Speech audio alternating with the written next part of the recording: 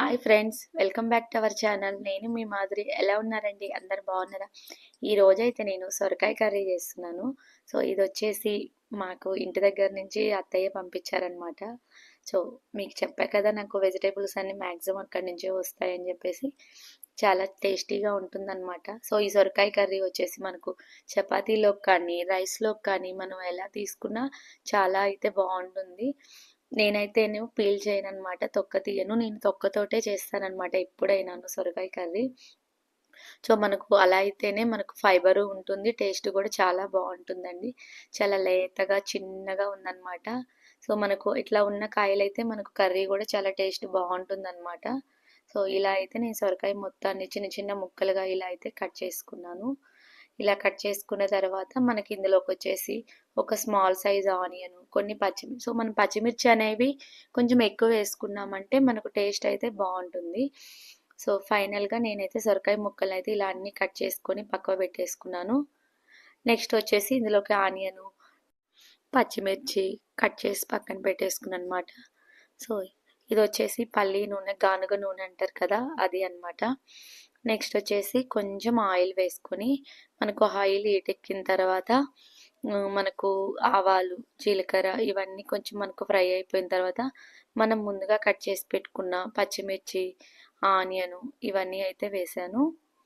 So మనకు పచ్చిమిర్చి కొంచెం కొంచెం ఫ్రై అయిన తర్వాత నెక్స్ట్ ఆనియన్ కూడా యాడ్ చేసుకున్నామంటే మనకు ఫ్లేవర్ బాగుంటుంది. నెక్స్ట్ వచ్చేసి కొంచెం చిటికెడు పసుపు. ఇవన్నీ మనకు మంచిగా ఈవెన్గా ఫ్రై అయిపోయిన తర్వాత మనం ముందుగా కట్ చేసి పెట్టుకున్న సొరకాయ ముక్కలు వేసేసి కొంచెం మనం ఇలా గంటితో కలిపిన తర్వాత ఇలా మొత్తం కలిసేటట్టు ఈవెన్గా ఒకసారి ఇలా అన్నామంటే మనకైతే మంచిగా అన్నీ మిక్స్ అయిపోతాయి అన్నమాట. కొంచెం సాల్ట్ కూడా మనం ఇప్పుడే వేస్తేనే మనకైతే వాటర్ అనేది వస్తుంది చక్కగా. సో మనకు వాటర్ అయితే ఇందులోనే వచ్చిన వాటర్తోనే మనకైతే కుక్ అయిపోతుంది. ఒకవేళ వాటర్ రాలేదు అనుకో, అప్పుడు కొంచెం వాటర్ వేసుకోవచ్చు.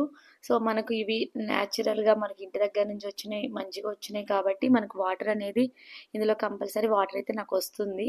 సో నేనైతే ఎప్పుడు ఇంతవరకు వాటర్ అయితే ఎప్పుడు యాడ్ చేయకుండానే వచ్చిన వాటర్తోనే నాకైతే కుక్ అయిపోయేది. ఇలా మనం ఒకసారి సాల్ట్ చెక్ చేసుకున్నామంటే సరిపోకపోతే మనం కొంచెం యాడ్ చేసుకుంటే సరిపోతుంది. సో కొంచెం కారం, నేను పచ్చిమిర్చినే ఎక్కువ వేశాను, కారం వేయలేదు. చిటికెడైతే కొంచెం అయితే వేశాను. ఎందుకంటే మనకు పచ్చిమిర్చితోటే మనకి కర్రీ అనేది టేస్ట్ బాగుంటుందన్నమాట. కొంచెం పాలేసి కొంచెం ఒకసారి కలిపేసి మనం మూత పెట్టామంటే మనకు పాలన్నీ దగ్గరికి అయ్యేంత వరకు ఉంచుకున్నామంటే సరిపోతుంది. జస్ట్ ఒక 5 మినిట్స్లో మనకైతే కర్రీ అయిపోతుంది. చాలా లేతగా ఉంది కాబట్టి మనకు ఫాస్ట్గా కూడా అయిపోతుంది కర్రీ. మనకు ఎంతో టైం కూడా పట్టదండి. సో ఫైనల్గా మన సూపర్ టేస్టీ సొరకాయ కర్రీ అయితే రెడీ అయిపోయిందండి. ఈ కర్రీ మీకు చెప్పా కదా, చపాతీలో కానీ రైస్లో కానీ ఎలా అయినా చాలా బాగుంటుంది.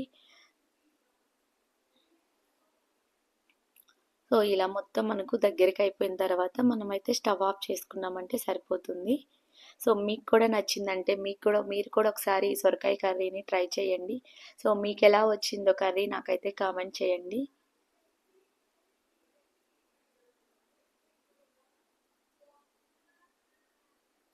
మీకు కానీ వీడియో నచ్చితే లైక్ చేయండి, షేర్ చేయండి, సబ్స్క్రైబ్ చేయండి. ఇంకో మంచి వీడియోతో మళ్ళీ కలుద్దాం.